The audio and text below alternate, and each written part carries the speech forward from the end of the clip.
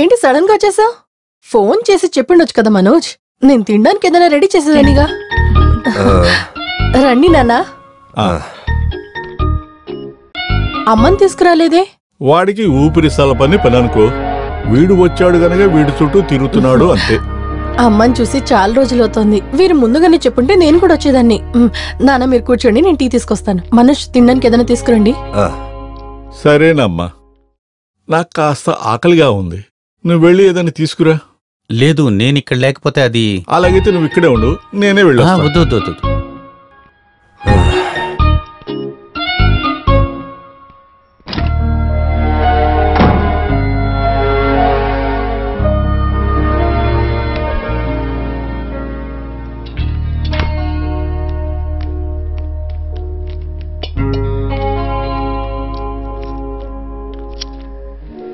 ఇదిగో చూడమ్మా, ఈరోజు మన నర్సరీ షూట్ చేయడానికి సిటీ ఛానల్ వాళ్ళు వచ్చారు.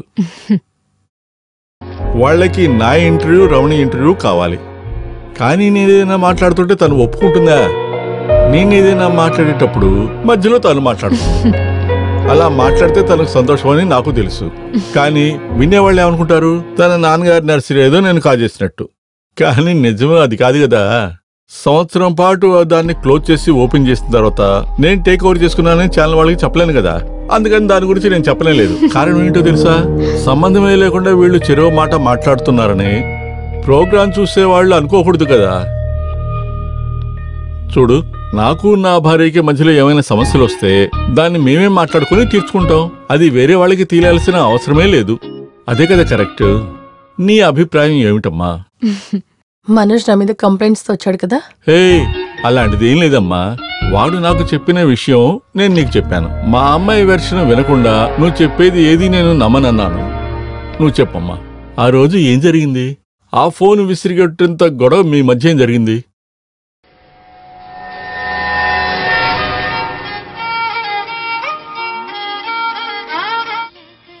ప్రియన్, ఏంటయ్యా ఇది? సాయంకాలం 6 గంటల నుంచి నీకు ట్రై చేస్తున్నా. ఇవాళ ఒక్కసారి కూడా నాకు ఫోన్ చేయడానికి టైం లేకుండా పోయిందిగా నీకు. ఇలా చూడు, ఎప్పుడు ఆఫీస్ టైం అయిపోగానే ఏదో ఒక క్లబ్కి వెళ్ళి 2 కటింగ్లు కొట్టే నేను ఇవాళ 2 గంటల సేపు ఆ షాపింగ్ మాల్ దగ్గరే నేను వెయిట్ చేస్తూ ఉన్నాను. తను ఆ రూమ్లో ఉంది. నేను బాల్కనీకి వస్తున్నాను, వెయిట్ చేయి. ఒక్క నిమిషం వెయిట్ చేయి. పొద్దున్నే నేను కోర్టుకు వెళ్ళాలని వచ్చేస్తా. మనం ఎక్కడికన్నా వెళ్ళి కూర్చుండిపోదాం. వైఫ్కేం తెలీదులేరా, అది బుక్ చదువుకుంటా కూర్చుంటుంది. నేను కూడా సీరియస్గా దాని గురించి ఆలోచిస్తున్నాను రా. డివోర్స్ ఇచ్చేసి కాంపోజిషన్ ఇచ్చి అవాయిడ్ చేశానంటే దొంగతనంగా పిలవాల్సిన అవసరం లేదు కదా. అప్పుడు మనం రేపు డైరెక్ట్గా కలుద్దామా? Okay dear, bye, take care,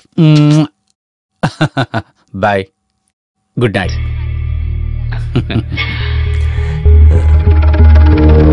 ప్రియనే, ఒక్క పని చెప్తే సరిగ్గా చేయడిగా. సాయంకాలం అయితే మందు కొట్టడం తప్పితే వేరే పనేది చేయడిగా. చెప్పి చెప్పి విసుకొస్తుందిగా. నువ్వు ఇంకా నిద్రపోలేదా?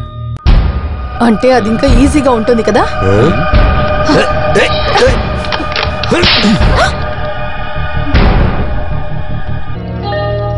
నువ్వు మా నాన్నకి ఏం చెప్పావు? భావన, నువ్వు మా నాన్నకి ఏ అబద్ధం చెప్పావని అడుగుతున్నా. భావన, ఇక్కడ చూడు, ఈ ఇంట్లో మన మొగుడు పెళ్ళాలుగా ఉన్నంత వరకు మనకి ఎన్ని ప్రాబ్లమ్స్ ఉన్నా గానీ ఆ ప్రాబ్లమ్స్ నువ్వు నేను మాత్రమే మాట్లాడుకోవాలి. కానీ కొన్ని రోజులుగా నువ్వు నీ లోకంలో మాత్రమే నువ్వు బతుకుతున్నావు. నీ మనసులో ఏముందని నాకు తెలిస్తేనే కదా నేను ఎలా ఉండాలో తెలుస్తుంది. నా మనసులో ఏముందో తెలుసుకుని దానికి సరిగ్గా మీరు చేయాల్సిన అవసరం లేదు. ఆ కాలం ముగిసిపోయింది. ఇంతకంటే ఎక్కువగా గొడవ పెట్టుకునే కుటుంబాలున్నాయి. వాళ్ళందరూ కలిసిమెలిసి ఉంటూనే ఉన్నారు కదా. మీరదంతా ఈజీగా మర్చిపోతారు, కానీ నా వల్ల కాదది. ఎప్పటికీ కుదరదు. ఆ రోజు నేను చెప్పినట్టు మీరు వినుంటే నా బిడ్డ మురికి బట్టలు విప్పేసి కొత్త బట్టలు వేసుకోవడమే కదా మీ బతుకు. ఉతికిన బట్టలు ఆయన చేసుకుని వేసుకుని కోర్టుకు వెళ్ళడమే కదా మీకు తెలుసు. జ్ఞాపకం లేదు, బాధ లేదు, మీకు సంతోషం మాత్రమే కావాలి. అందుకే ఏ దారైనా మీకు పర్లేదు. నువ్వు చెప్పేది ఏం అర్థం కావట్లేదు. మీకు అదే అర్థం కాదు. ఒక ప్రాణాన్ని బొమ్మలాగా తీసి పారేశారు, మీకు తెలీదు. నా జీవితం ఇలా మారిపోయింది కూడా మీకు అర్థం కాదు. నా పరిస్థితి తెలిసి కూడా మీరు సుఖం సంతోషాన్ని వెతుకుంటూ వెళ్తుంటే దాని ప్రతిఫలం అనుభవించేది నేనేనని మీకు ఎప్పటికీ అర్థం కాదు.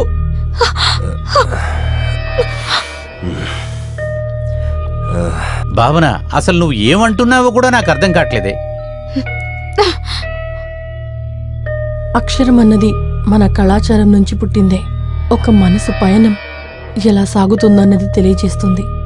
మాట్లాడకూడదని మనం ఒకరితో అన్నప్పుడు ఆ వ్యక్తి మాటల అధికారాన్ని లేకుండా చేయడం మాత్రమే కాదు, వారి మీద మనం అధికారాన్ని కూడా చూపిస్తాం. నేనున్నప్పుడు నువ్వు మాట్లాడకూడదని ఒక భర్త చెప్పినట్టే అర్థం. నేనున్నప్పుడు నువ్వు మాట్లాడకూడదని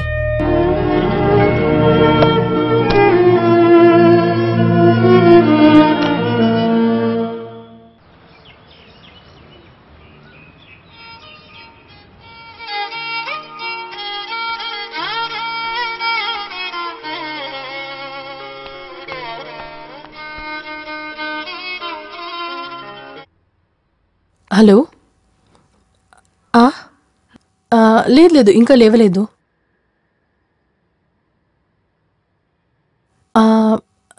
లేవగానే కాల్ చేయమని చెప్తాను.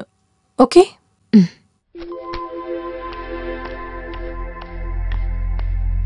మనోజ్, ఏంటిది మధ్యాహ్నం దాకా పడుకుంటారా? కోర్టుకు వెళ్ళారా? 8 అవుతుంది. ఉదయం నుంచి మీ ఫోన్ ఆగకుండా మోగుతూనే ఉంది. ఆఖరికి ఇప్పుడు నేను అటెండ్ చేశాను. ఆఫీస్ నుంచి ప్రీతి చేసింది. ఈ రోజు విలాసిని మర్డర్ కేసు విచారణ ఆరంభమట. మీరు త్వరగా వస్తారని అడగడానికి చేసింది. త్వరగా బ్రష్ చేసి స్నానం చేయండి, నేను బ్రేక్ఫాస్ట్ రెడీ చేస్తాను. భావన, నాకు ఒక సందేహం. నిన్న నేను చూసిన భావన లేదు, నేను ఇప్పుడు చూస్తున్న భావననా? ఈ రెండిట్లో ఏ భావన నిజమంటావు? ఇవన్నీ అడగడం మానేసి ముందు కోర్టుకు బయలుదేరండి.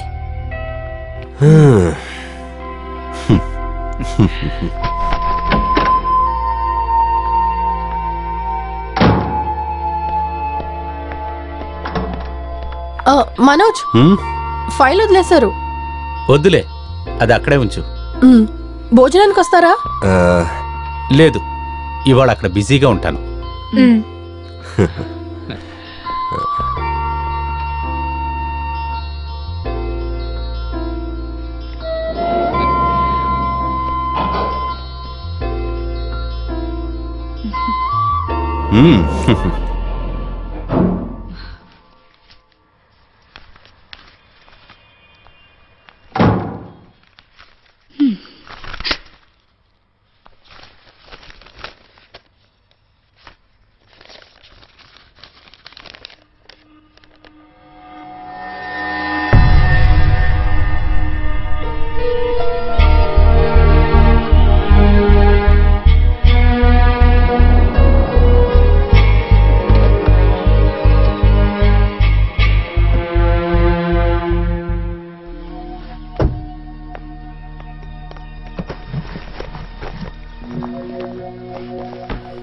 మాయా,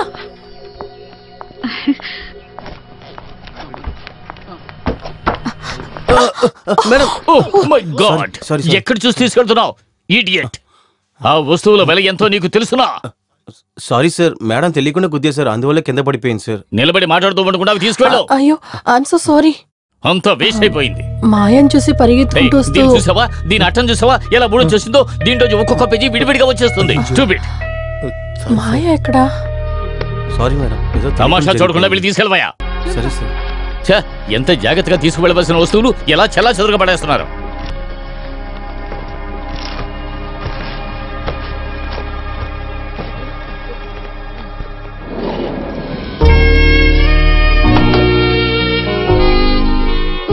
మాయా, అరే నువ్వా? రా. నేను పైనుంచి చూసాను, అందుకే కిందకి వచ్చాను. అలాగా? నేను ఫ్లాట్ లో కొంచెం వస్తువులు పడ్డానికి వెళ్ళాను. నిన్ను చూసి ఎన్ని రోజులు అవుతుంది, ఎందుకు ఒక కాల్ కూడా చేయలేదు? ఇట్స్ అ లాంగ్ స్టోరీ, అన్ని డీటెయిల్ గా చెప్తాను. ఏ ఫ్లాట్? నేను 3A. నేను 11. అన్ని సర్దుకుని మెల్లగా వస్తాను. రావాలి, లేదంటే నేను వచ్చేస్తాను. వస్తాను.